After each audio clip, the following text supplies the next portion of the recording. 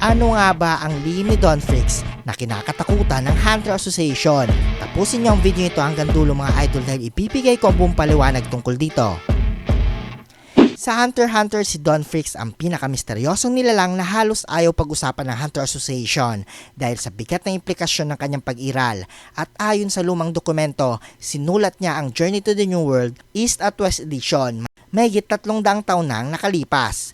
Ngunit ang detalyeng pinaka nakakakilabot ay ang katotohanang hindi pa rin tapos ang librong iyon at may mga bahagi pa itong ina-update hanggang sa kasalukuyang panahon na para bang may isang tao o isang nilalang na patuloy pang nagdadagdag ng impormasyon mula mismo sa loob ng Dark Continent.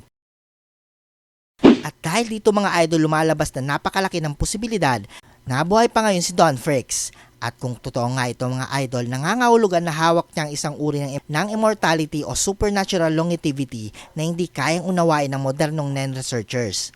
At hindi lang ito simpleng extension ng buhay mga idol dahil kung nakaligtas siya sa loob ng Dark Continent ng lagpas ng ilang daang taon, ibig sabihin ay mas malakas pa siya kaysa sa kahit sinong kilala sa kasaysayan, kabilang na sina Isaac Netero, Bian Netero at kahit ang pinaka-advanced na hunters na kasalukuyang panahon. Ang mas nakakatakot pa dito mga idol, ayon sa mga insiders sa Hunter Association, may ilang bahagi ng libro na sadyang hindi nila inilalabas sa publiko dahil naglalaman ito ng impormasyon tungkol sa mga ancient creatures, mga sapient species at mga teritoryong lubhang delikado na ilang beses na muntik magdulot ng extinction level events sa sangkatauhan.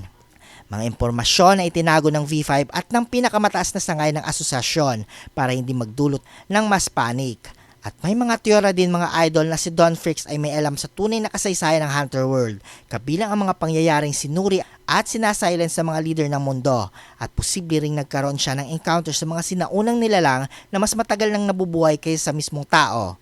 Pati sa mga Perla Slayers, 5 Great Calamities at iba pang extensional threats na hindi kayang banggitin ng Hunter Association nang hindi nanginginig ang kanilang mga boses.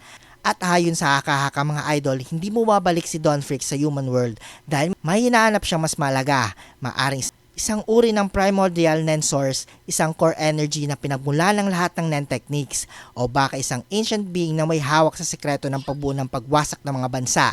At kung totoo nga na may tinutugi siyang mas malaki pa sa kinakatakutan ng association, lumalabas na ang kasalukuyang ekspedisyon ng Kakin ay baka sinusundan lang ang mga yapak ni Don Fricks. At baka ang mas panganib na kinakaharap nila ngayon ay mga babalang matagal nang isinulat at binabaliwala dahil hindi kayang tanggapin ng mundo. Kaya ang tunay na pinakamalaking tanong ay hindi kung babalik pa ba si Don Fricks sa sibilisasyon, kundi kung handa ba ang mundo sa impormasyong dala niya, dahil kapag lumabas ang buong katotohanan tungkol sa Dark Continent, sa kasaysayan ng tao at sa tunay na kalagayan ng mundo, posibleng si Don Fricks mismo ang maging dahilan sa pinakamalaking pagbabago at pinakamalaking kaguluhan na hindi kayang pigilan ng Hunter Association, ng V5 o kahit ng mga pinakamalakas na NEN Masters na modernong panahon. Kung nagustuhan ang video ito, huwag niyong kalimutan mag-like at subscribe at i-hit ang notification bell button para updated kayo palagi sa ating video. Maraming salamat.